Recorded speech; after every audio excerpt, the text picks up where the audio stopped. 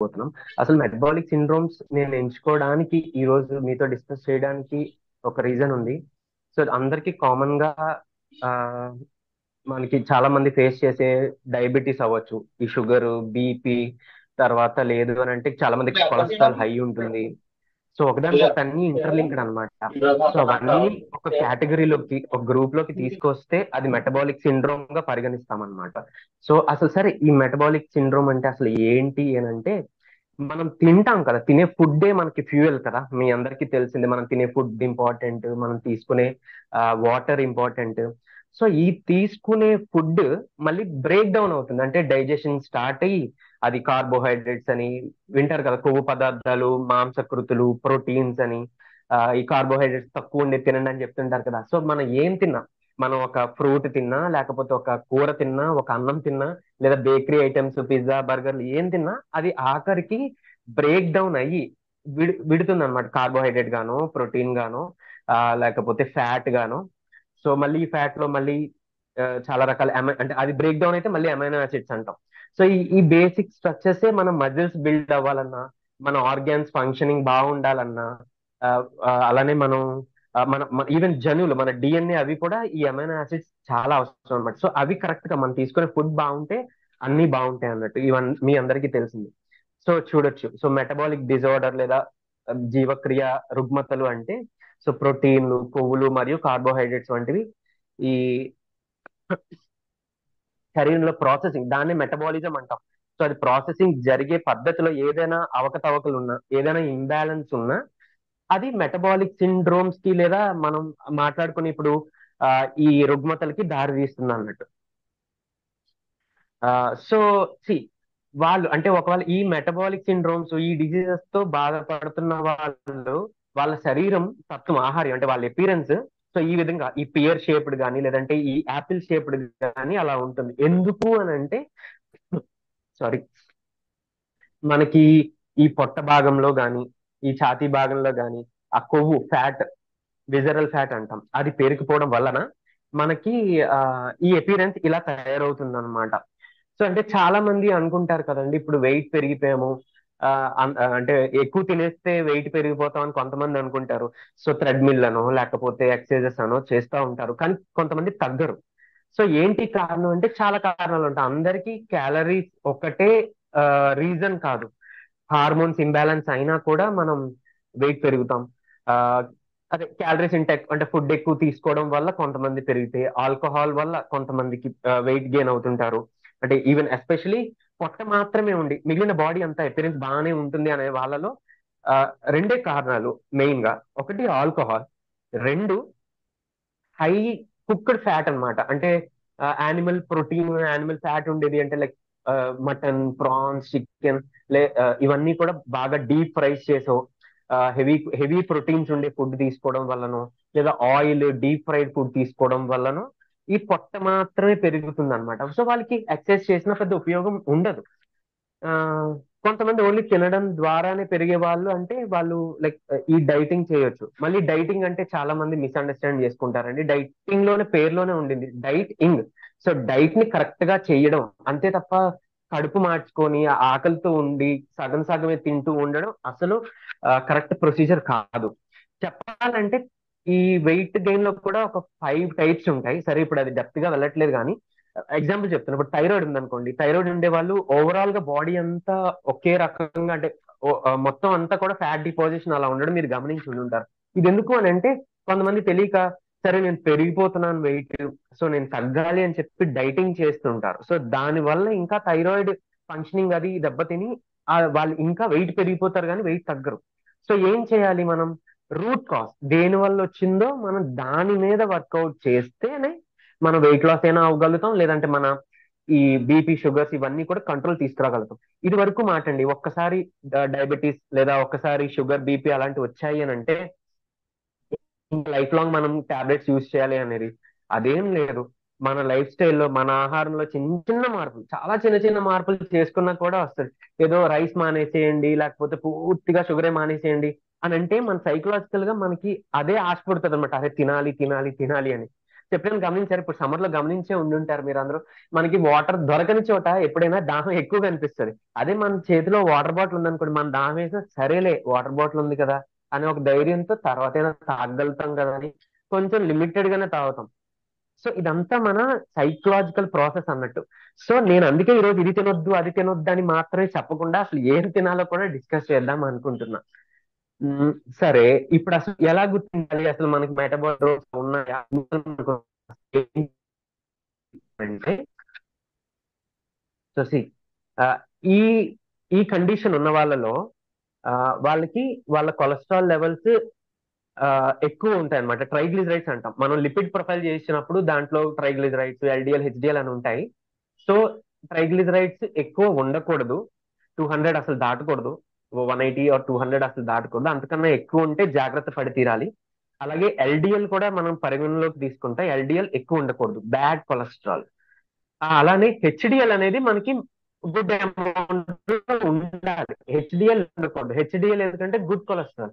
So మనం ఏం చేయొచ్చు అని అంటే, గుడ్ కొలెస్ట్రాల్ మనం తీసుకుంటే బ్యాడ్ కొలెస్ట్రాల్ ఆటోమేటిక్ గా కన్వర్ట్ అవుతుంది, తగ్గిపోతుంది అనమాట. అదొక టెక్నిక్. సో చెప్తాను. అండ్ అలానే బీపీ బీపీ కూడా చాలా కొంతమందికి హై అయిపోతుంది.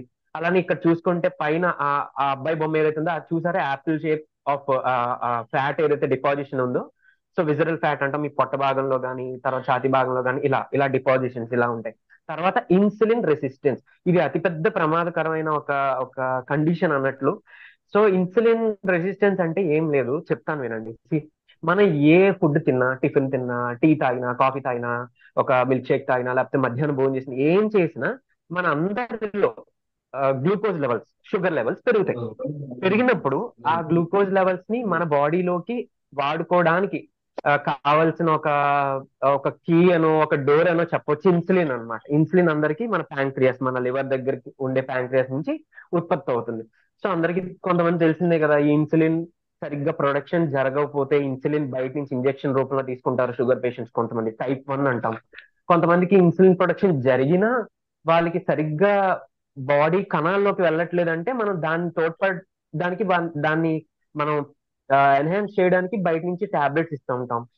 సో ఇన్సులిన్ ఎలాగైనా మన కణాల్లోకి చొచ్చుకుంటేనే మనకి ఎనర్జీ ప్రొడక్షన్ అది జరుగుతుందంటారు. సో ఇప్పుడు ఈ ఇన్సులిన్ ఎన్నిసార్లు స్పైక్ అయితే, మన బాడీలో ఎన్నిసార్లు పెరిగితే అంత బాడీ దానికి అలవాటు పడిపోయి దాన్ని ఇంకా తీసుకోలేదన్నమాట. ఎందుకంటే ఇప్పుడు మనం తీసుకునే ఏదైనా షుగర్ లేకపోతే ఇంకోటి, ఇప్పుడు గ్లూకోజ్, మనం తినే ప్రతి ప్రతి ఫుడ్ బ్రేక్ డౌన్ అయ్యి గ్లూకోజ్ కింద అయిన తర్వాత మన బాడీలో ఏదైతే మన ఎనర్జీ, మనం నడుస్తాము, పడుకుంటాము, తిరుగుతాము, ఇవన్నిటికి మనం చేసే వర్క్ కి ఏదైతే ఖర్చు అయిపోయిందో ఆ గ్లూకోజ్ ఎనర్జీగా ఖర్చు అయిపోయి ఇంకేమైనా మిగిలిపోతే అది ఫ్యాట్ రూపంలో మన బాడీలో మిగిలిపోతుంది. స్టోరేజెస్ అన్నమాట, స్టోర్ అయిపోతుంది. సో ఈ ఫ్యాట్ అంతా అయిపోతే కణాల్లోకి వెళ్ళడానికి ప్లేస్ ఉండదు. సో ఏం జరుగుతుంది?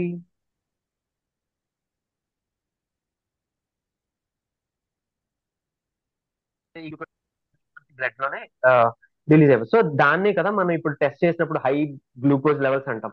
సో ఇన్సులిన్ ఎక్కువ సార్లు స్పైక్ అవ్వకూడదు అంటే ఏం చేయాలి? ఎక్కువ సార్లు పెరగకుండా ఉంచుకోవాలి మన బాడీలో అంటే ఒక్కటే సింపుల్ టెక్నిక్. మనకి ఆకలేసినప్పుడు మాత్రమే తినాలి. మార్నింగ్ టిఫిన్ ఆకలేసింది అనుకోండి, తినండి పర్వాలేదు.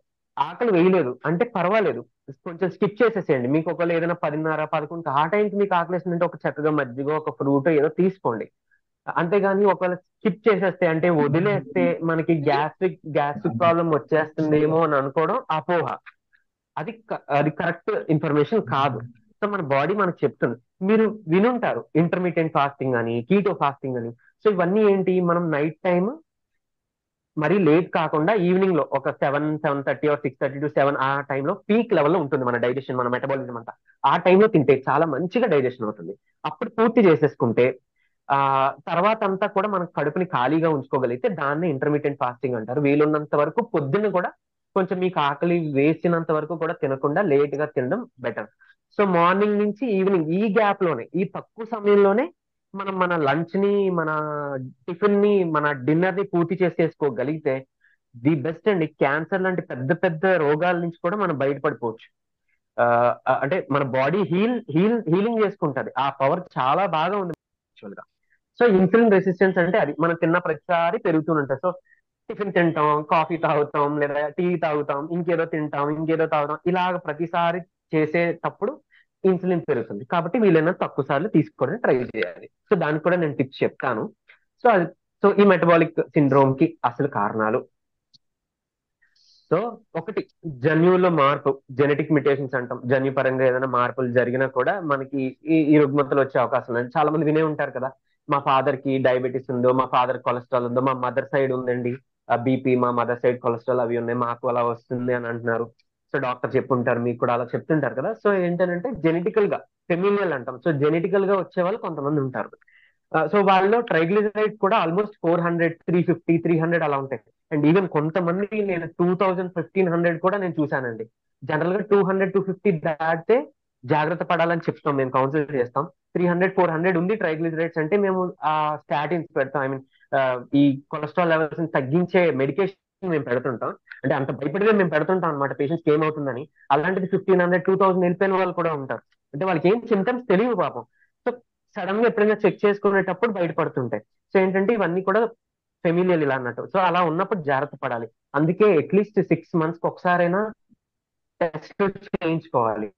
లిపిడ్ ప్రొఫైల్, ఫాస్టింగ్ లో షుగర్ తిన్న అంటాం అది, 3 నెలల యావరేజ్ హెచ్బిఏవన్సీ అంటాం అది, అలాగే liver function test, kidney function, renal function test KFT అంటాం, క్రియాటినైన్, ఇవన్నీ మనం చేయించుకుంటూ ఉండాలి. అలానే కొంతమందిలో యూరిన్ ఇన్ఫెక్షన్ కూడా కొన్ని సిమ్టమ్స్ తెలియవు, బట్ లోపల ఉంటుంది. సో అలా ఏమవుతుందంటే సిమ్టమ్ ఉంటే మనం ట్రీట్మెంట్ తీసుకుంటాం. ఒక రకంగా అదృష్టమే, ఏదైనా సిమ్టమ్ బయటపడము, ఏదైనా ఒక పెయిన్ రూపంలో బయటపడము. అవేమీ లేదు అని అంటే కోవిడ్ టైంలో చూసారు కదా, కొంతమందికి సైలెంట్ గా సిమ్టమ్స్ ఏం లేకుండానే వాళ్ళకి ఇన్ఫెక్షన్ పెరిగినట్టు. ఇప్పుడు కూడా అంతే, వైరస్లు, బ్యాక్టీరియాలు అన్ని మన ఒంట్లో ఏదో మూల ఉండిపోయి లాంగ్ టర్మ్ లో మనకి కొంచెం అది చేటు చేస్తుంది, అంటే మనకి బ్యాడ్ ఎఫెక్ట్ తీసుకొస్తున్నాయి. అండ్ ఇన్సులిన్ రెసిస్టెన్స్ ఇందాక చెప్పాను. ఇన్ఫ్లమేషన్. సో ఇన్ఫ్లమేషన్ అంటే ఒంట్లో వాపులండి. వాపులు అంటే ఏదో కాలు పొంగేనో లేకపోతే చేయి పొంగేనో దెబ్బ తాకితే పొంగింది అది ఒకటే కాదు. మీ ఒంట్లో జాయింట్ పెయిన్స్ ఉన్నా కూడా ఒక రీజన్ అది ఇన్ఫ్లమేషన్. అందుకే చూడండి, వేడి నీళ్ళు కాపడం పెట్టండి అంటారు. సో పెడితే అందులో ఇన్ఫ్లమేషన్ కాజ్ చేసే ప్రోస్టాగ్లాండిన్స్ అంటే, సరే ఇన్ డెప్త్ అది వెళ్లకుండా, సో ఏదైతే దానికి కారకాలు ఉన్నాయో ఆ కాంపౌండ్స్ అక్కడి నుంచి రిలీజ్ అయిపోతాయి, అక్కడి నుంచి వెళ్ళిపోతాయి. సో మనకి ఇన్ఫ్లమేషన్ తగ్గుతుంది కాబట్టి టెంపరీగా రిలీఫ్ వస్తుంది. కానీ మన ఫుడ్ లోనే ఈ ఇన్ఫ్లమేషన్ తగ్గించుకునేవి చాలా పదార్థాలు ఉన్నాయి మనకి దేవుడు ఇచ్చింది. ఏంటంటే ఒకటి పసుపు, రెండు ఈ పసుపు వల్ల మీకు అలర్జీ లేవో చెట్లు ఈ మౌంటైన్ హెల్తీలు చేసుకుని వేసేసుకుంటాం కదా. సో అలా కాకుండా మీరు ఈ మీ వాయిస్ కట్ సో అవుతుందండి. ఈ ఆదిత్య ఆదిత్య ఇవన్నీ గారు. చేస్తూ మేడం మేడం మేడం హలో, ఇప్పుడు మీరు ఇంతకుముందు వినిపిస్తుందండి నా వాయిస్?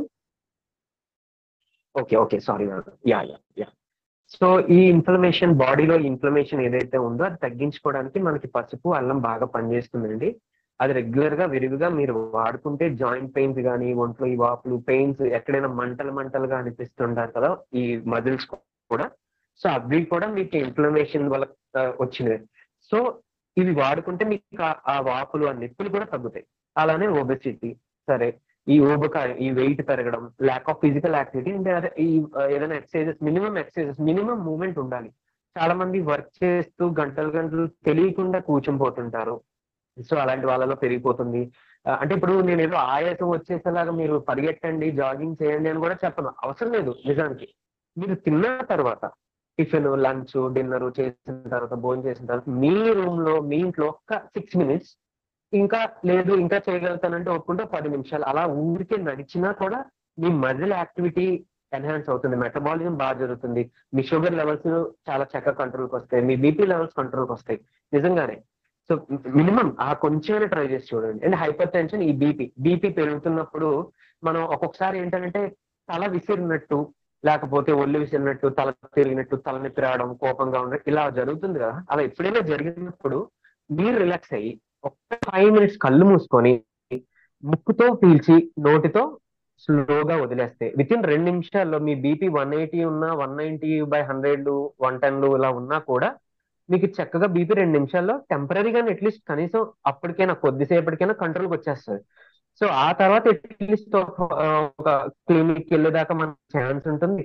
లేదంటే కొంతమందికి ఈ టెక్నిక్ ఫాలో అయ్యాక, ఈ బ్రీతింగ్ టెక్నిక్, ముక్కుతో బాగా డీప్ గా బ్రీత్ చేసి నోట్తో వదిలేసిన తర్వాత వాళ్ళకి సెట్ అయిపోతుంది అనమాట. యాంగ్జైటీ వల్ల, స్ట్రెస్ వల్ల వచ్చినవి ఏవైతే ఉన్నాయో అవి సెట్ అయిపోతుంటాయి. ఈ టెక్నిక్ ఫాలో అవ్వచ్చు బాగా హై బీపీ ఉంటే గనుక.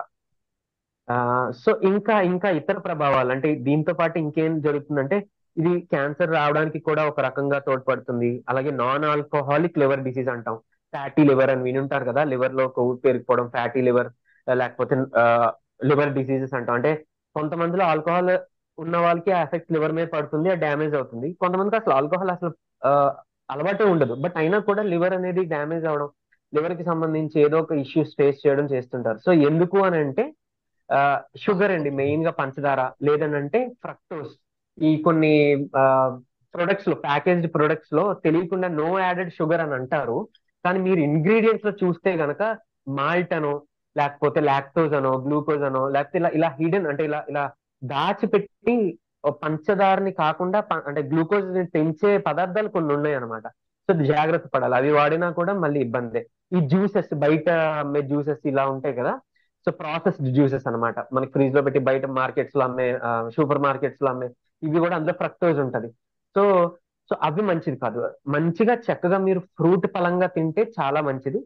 సరే, మన ఫ్రూట్ మామూలుగా ఇంట్లోనే జ్యూస్ చేసుకున్నా ఓకే, కానీ నన్ను అడిగితే మీరు మంచిగా ఫ్రూట్ పలంగా తింటేనే బెస్ట్.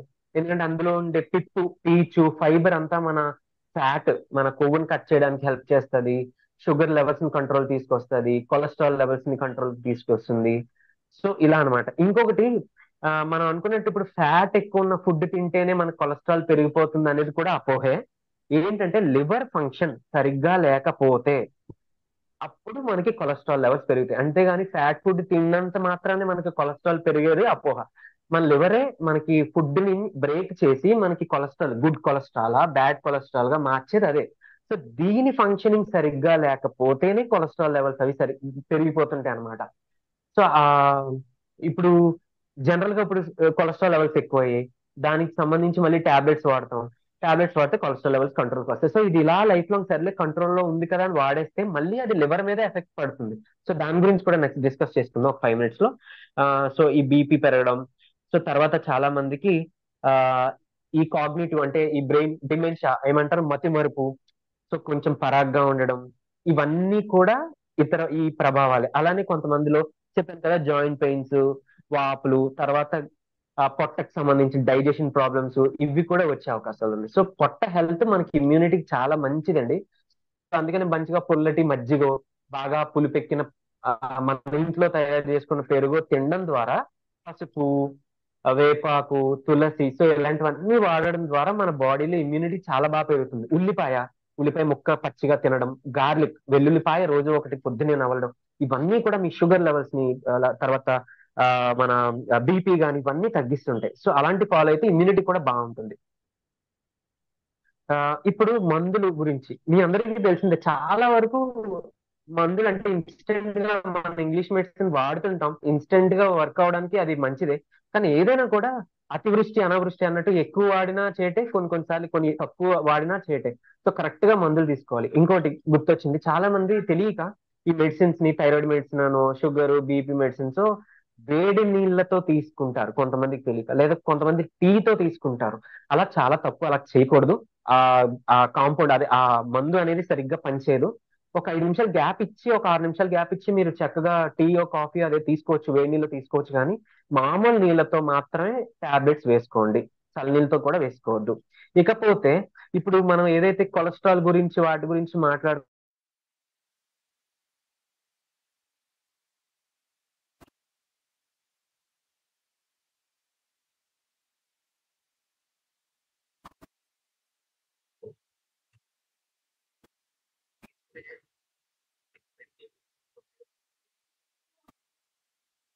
మనం ఆ, ఏదైతే దానికి తగ్గించడానికి ఇచ్చే మెడికేషన్ ఉందో అది కూడా లివర్ మీద చాలా ఎఫెక్ట్ చూపిస్తుంది యూజువల్లీ, బేసికలీ.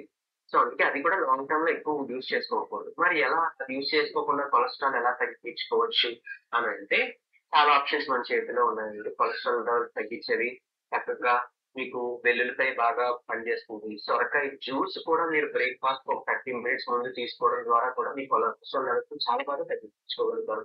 గుమ్మడికాయ జ్యూస్ కానీ, వెల్లుల్లిపాయ తినడం కానీ ఇది చేయొచ్చు. లేదు అంటే ఒక 3 తమలపాకులు, ఒక 2 గార్లిక్ వెల్లుల్లి తీసుకొని, చిన్న అల్లం ముక్క తీసుకొని దంచేసి నూరేసి ప్రతి 3 నెలలకి ఒకసారి కంటిన్యూగా ఒక 15 రోజులు పరగడుపున తీసుకోవడం ద్వారా కూడా మనం మన కొలెస్ట్రాల్ లెవెల్స్ ని కంట్రోల్ చేసుకోవచ్చు. సో ఇది ఉంది. అలానే కొలెస్ట్రాల్ లెవెల్స్ ఎక్కువ ఉన్నాయని తెలిసిన తర్వాత ప్రతి రోజులు అట్లీస్ట్ ఒక 1 మంత్ అయినా ఈ మన మటన్ గానీ, ప్రాన్స్ గానీ, లేదంటే చాలా పదార్థాలు ఈవెన్ పన్నీరు, పాలు, పెరుగు కూడా మానేయడం ఉత్తమం. లేదంటే మజ్జిగ తీసుకోవచ్చు చక్కగా. మజ్జిగలో కొంచెం ఉప్పు వేసుకొని తీసుకోవచ్చు. అంటే సన్నగా ఉన్న వాళ్ళు, వాత దోష ఉన్న వాళ్ళు చక్కగా మజ్జిగలో ఉప్పు కలుపుకోవచ్చు. ఒకళ్ళు పిత్త దోషం అంటే బాడీలో ఓవర్ హీట్ గా ఉంది అనే వాళ్ళు చక్కగా మజ్జిగలో బెల్లం కలిపి తీసుకోవచ్చు. తర్వాత ఒకవేళ కఫా దోష ఉంది అని అంటే వాళ్ళు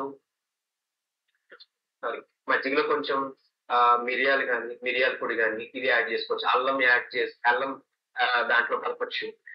లేదంటే లాంగ్ పెప్పర్ అంటాం, పిప్పళ్ళు కానీ ఇది యాడ్ చేసుకోవచ్చు. ఇలా వాళ్ళ పిత్త కఫ కూడా కంట్రోల్ చేసుకోవడానికి హెల్ప్ అవుతుంది.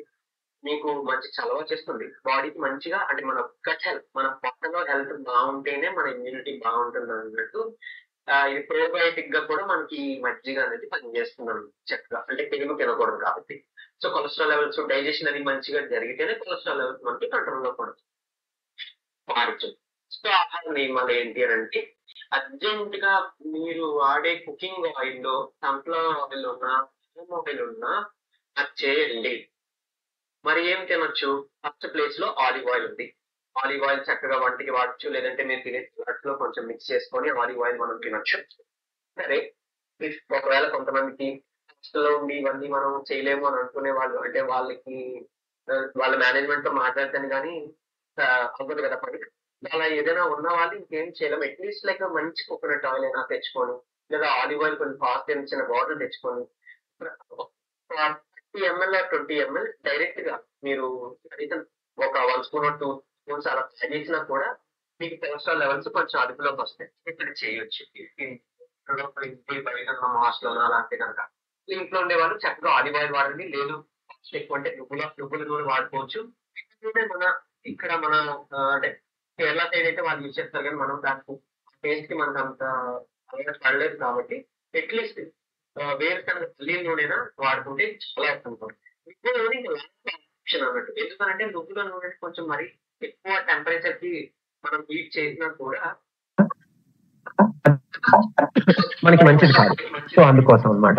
తర్వాత మనం తాగే వాటర్ ఇప్పుడు అందరికీ తెలిసిందే కదండి. ఇప్పుడు అందరూ ఆల్కలైన్ అని దాని గురించి అంటున్నారు. సో ఏదైతే మన వాటర్ ఈ మినరల్ వాటర్ అని మనం తాగుతున్నామో అది యాక్చువల్ గా మినరల్స్ తీసేసిన వాటర్ అన్నమాట. డీమినరలైజ్ వాటర్స్ అన్నమాట. సో అది తీసుకోవడం వల్ల కూడా ఎముకలు అరిగిపోతున్నాయి, చాలా వస్తున్నాయి. సో అట్లీస్ట్ కనీసం మనం దీని నుంచి డిటాక్స్ ఎలా అవ్వచ్చు అని అంటే పొద్దున్నే తాగినా కూడా మన బాడీ ఆల్కలైన్ నేచర్ లోకి వెళ్తుంది. కుకుంబర్, కీరా దోసకాయలు మనం తీసుకున్నా కూడా రెగ్యులర్ గా మన బాడీ ఆల్కలైన్ నేచర్ లోకి వస్తుంది అనమాట. ఇలాంటి పాటించవచ్చు. తర్వాత వారంలో ఒకసారైనా ఒక 20 నిమిషాలు ఒక బాత్ టబ్ ఉంటుంది కదా, నీళ్లు వేసి అందులో ఒక గుప్పెడు ఎప్సమ్ సాల్ట్ అని అడిగితే మెడికల్ షాప్ లో ఇస్తారు. ఒక గుప్పుడు ఎప్సమ్ సాల్ట్, అలానే ఒక చిన్న కప్పుడు బేకింగ్ సోడా కొంచెం, ఇంకా వీలుంటే లావెండర్ ఆయిల్ అని బయట దొరుకుతుందండి, ఎసెన్షియల్ ఆయిల్ లావెండర్ ఆయిల్ అని. అది కూడా తెచ్చుకొని ఒక 10 డ్రాప్స్ వేసేసి దాంట్లో కొంచెం మన నడుం భాగం వరకు ములిగేలా మనం కూర్చున్నా మన బాడీ డిటాక్స్ అవుతుంది అనమాట. మన ఆల్కలైన్ నేచర్ మన బాడీలో, మన బ్లడ్ లో ఆల్కలైన్ నేచర్ ని మనం పెంపొందించుకునే వాళ్ళం అవుతుంటాం. సో అలాగే మంచి ప్రోటీన్స్, ఆకుకూరలు, కాయగూరలు ఇవి తీసుకోవాలి. ఏవి తినకూడదు, దీనిలో మాత్రం కాంప్రమైజ్ అవ్వకూడదండి. ఖచ్చితంగా ఏదైనా ఇలా ఇష్యూస్ ఉన్నాయి మన బాడీలో